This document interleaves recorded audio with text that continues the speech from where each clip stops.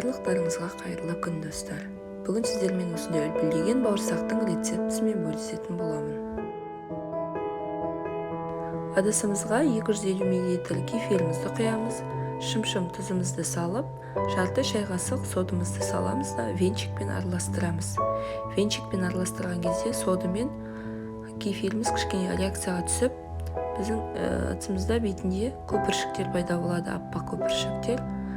Одан кейін кішкене араласқаннан кейін аз-аздан ұнымызды сала отырып, бауырсағымыздың тестісін елеп аламыз.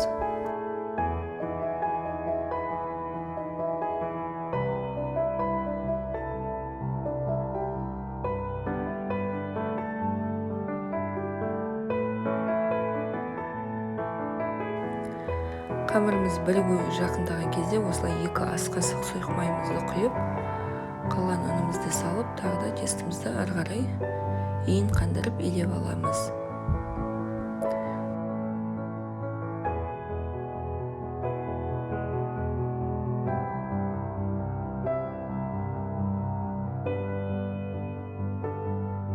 Қамырымызды елеп болғаннан кейін 10 минутқа тоңазытқышқа салып қоямыз.